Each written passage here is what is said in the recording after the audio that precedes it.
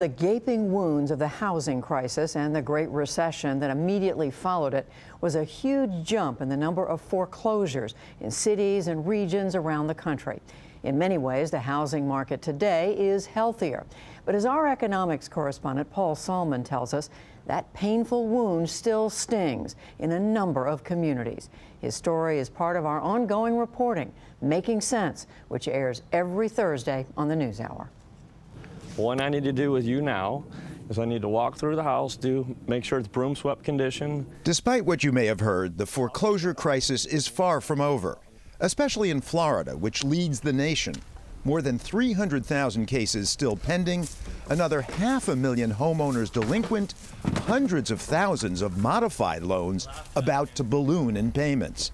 10 days ago, David, we've been asked not to use his last name, was in the final stage of the process, cash for keys.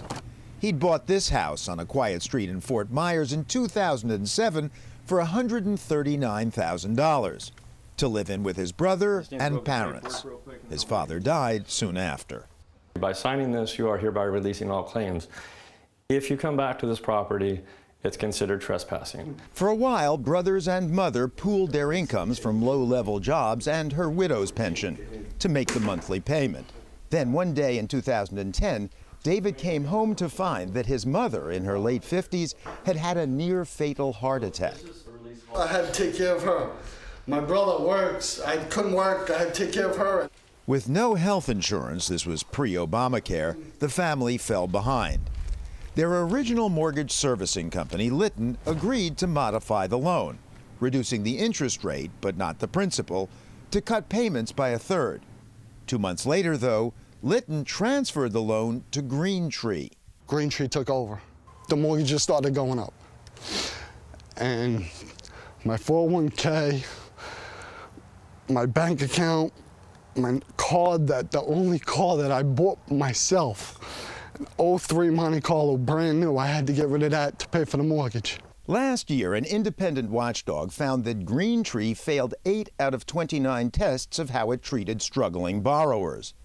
But by then, the house was already in foreclosure, saddled with $25,000 in back payments, fees, and penalties due on a property now appraised at $45,000. Real estate agent Mark Joseph is wholly sympathetic, but he can see the lender's point of view. He signed up for $139,800. He signed up for that. If I was holding the mortgage and I'm watching TV right now, you owe me $139,000, get out. And that's the law.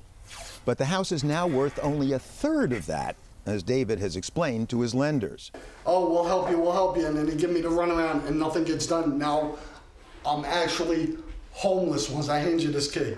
I'm homeless in a little Ford Explorer.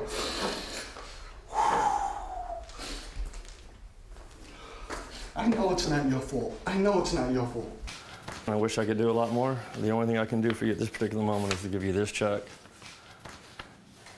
and wish you the best that this gets you somewhere. And I'm sorry. And so, with $1,500 in exchange for clearing out, David, his brother, mother, and 2 dogs joined the 600,000 Florida families who've lost their homes since 2007. 5.5 million homes lost nationwide. In fact, with 1 out of 4 Florida homes hit with a foreclosure notice in recent years, it's hard to meet anyone in this state who hasn't been touched by the crisis. Randy Miller, who was changing the locks on David's house, managed to get a loan modification to hang on to his dream home. But even that wasn't enough when he and his wife both lost their jobs. We were just riding around trying to figure out what we was going to do as things got worse and worse and worse. And seen all the foreclosures and thought, you know, there has to be some way to get into this business. And so they started TrashOutForYou.com.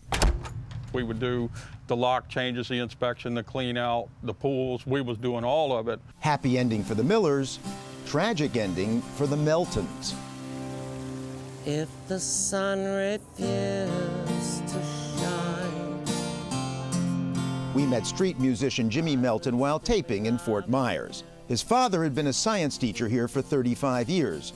In 2007, Edward Melton Jr., needing a new roof on his house, fell for a refinancing pitch by American Home Mortgage, now out of business. And they had given him a 4-option adjustable rate mortgage, only not allowing him to know all the details of the payback on it. When his father found out, He tried to get them to modify it for over 2 years, and every time it was the same answer. They couldn't work with him, they couldn't do it at this time, that kind of thing. One day, he just finally had enough after over 2 years of fighting, and about 4:15 in the morning, he took his life. So today, my world, it smiles. You had in mind, we walked the miles. Jimmy Melton held on to the house for 5.5 years, fighting foreclosure. But it's finally been auctioned off. He'll be out by April Fool's Day. You can transfer me to my point of contact, but they're not going to pick up the phone, right? And then there's Tonya Ia, who wonders how much longer she can hang on to her home. December 24th, Christmas Eve, I had a lovely knock on the door. And they served me with papers. On Christmas Eve? On Christmas Eve. Agathos paid $69,000 for her townhouse in 2002, refinanced for $89,000 in 2004. I'm not living, as you can see, in the Taj Mahal. When the bottom fell out of Florida's housing market, she fell into a spiral of unemployment, divorce, a big surgery bill, even with insurance, and personal bankruptcy. So she's been asking her lenders to modify her mortgage for years now. They said that they would not even discuss it with me until I was 3 months behind in my mortgage payments. You mean you had been paying? I had been paying. I was 100% up to date on everything. So they were essentially forcing you to stop paying, Correct. which you did, I take it. Oh yes, I didn't have a choice anymore. By the time she technically qualified, she was too deep in the hole to climb out, she says, as penalties and fees were tacked on to the principal and interest. But instead of modifying the loan, the lenders kept passing her from one case manager to another while the tab steadily grew. Assessed expenses, $1,700, and then past due payments of now $32,000. Correct. Just to renew your mortgage payments, which then would come in monthly after that. Correct. I don't know if I'm going to have a lock on my door tomorrow when I come home from work. So Agathos waits for the final stage of foreclosure. Meanwhile, says Mark Joseph, There is still a lot of what they call shadow inventory that nobody wants to talk about. It's not there. It's still there. the foreclosures that are going to happen but haven't happened yet. They're going to happen because people did loan modifications, which was only a Band-Aid on the problem. So guess who I'm out doing foreclosures on now? The people that did the loan modifications, and now they're being reset back to their old payments. And that's the shadow inventory that's out there and could flood the market. This is a whole new wave of what I see coming. A wave of people like David, perhaps. Where has he been living since getting cash for his keys? I got a store. I got a place to walk the dogs. A truck stop. They got showers in here. Hopefully I don't get kicked out, but this is where I'm calling home right now. From a house to a truck, this is where I'm at. Lay down. This is economics correspondent Paul Salman reporting for the PBS NewsHour from a truck stop in Fort Myers, Florida. It's okay.